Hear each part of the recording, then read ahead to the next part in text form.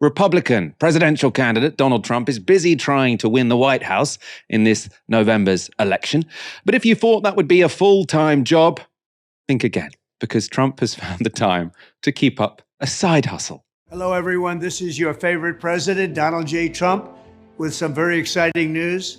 By popular demand, I'm doing a new series of Trump digital trading cards. You all know what they are. We've had a lot of fun with them. It's called the America First Collection.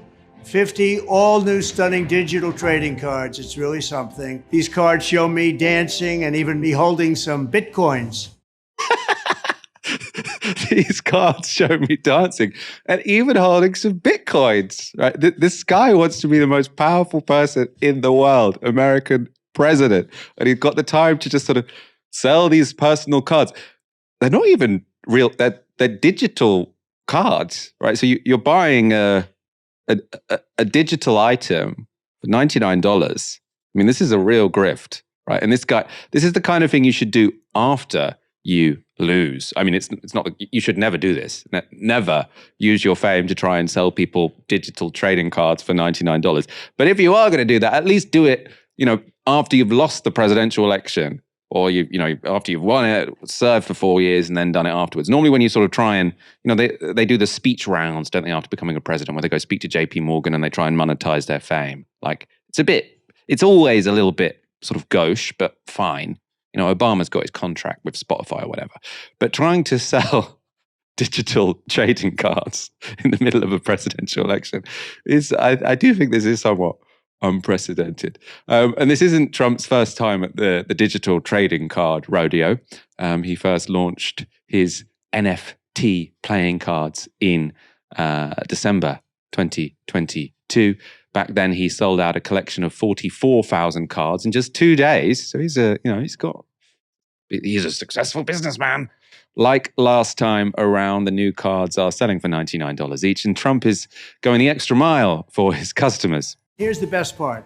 I'm doing great things for my Trump digital card collectors. First, there's the real physical Trump cards. Purchase 15 or more of my Trump digital trading cards, and we'll mail you a beautiful physical trading card. It's really, I think, quite something. Each physical trading card has an authentic piece of my suit that I wore for the presidential debate, and people are calling it the knockout suit. I don't know about that, but that's what they're calling it. So we'll cut up the knockout suit, and you're going to get a piece of it, and we'll be randomly autographing 5 of them, a true collector's item. This is something to give your family, your kids, your grandchildren. Something to give your grandchildren. This is a rectangle from the suit that Donald Trump wore when he was debating Joe Biden before he dropped out. And you have to buy 15 digital cards before you get one physical card. It's good, it's supposed to be, you have to pay $1,500 for one trading card. Collectors who buy 75 of the digital cards will also get a dinner with the former president. You might be able to change some policies. That's the only one that might be good value, right? If he does win the presidential election, you could probably get a pardon just by having dinner with the guy. So if you're in sort of legal trouble, then maybe buying 75 of these digital cards does make sense, of course, if you've got the capital to make that happen. It does, of course, all seem a little desperate. And on the topic of desperation, this was a wild claim Trump made in an interview this week. In California, you have people getting 7 ballots. Democrats. For instance, I look at California. I gave a speech. I had a crowd so big. I said, "There's no way I could lose California," but automatically they mark it down if you're a Republican as a loss. That you lose by 5 million votes. I said, 5 million votes. I guarantee, if Jesus came down and was the vote counter, I would win California. Okay. In other words, if we had an honest vote counter, a really honest vote counter. I do great with the Hispanics, great. I mean, at a level that no Republican's ever done. But if we had an honest vote counter, I would win California. If Jesus counted the votes in California, he would win. Now, that's obviously a very worrying statement. It's funny, it's ridiculous, but it is worrying because it means that even if Donald Trump does lose the election, which is definitely not guaranteed, by the way, he could win. I mean, fair and square is an odd way of putting it. He probably won't win the popular vote, but he could win in a constitutional manner by getting enough votes to win the Electoral College.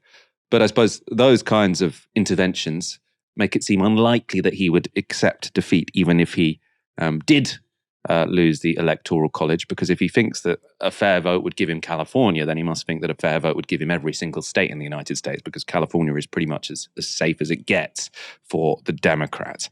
Trump's campaign then seems to be going off the rails. Harris has momentum. Even she, though, isn't exuding confidence more than a month after replacing Biden as the presumptive Democratic nominee. She is yet to give a sit-down interview.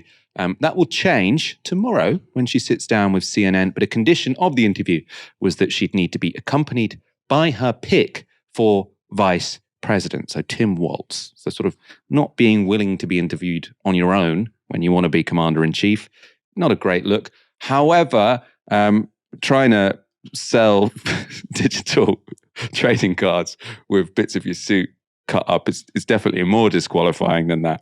I think we've been through enough elections, referendums, where Liberals have thought they had it in the bag, only to be humiliated, to not completely count out Trump. But at the same time, I think it's so obvious he's basically given up. As soon as it wasn't Biden anymore and he had an opponent who could string a sentence together, you could tell that his heart just wasn't in it anymore.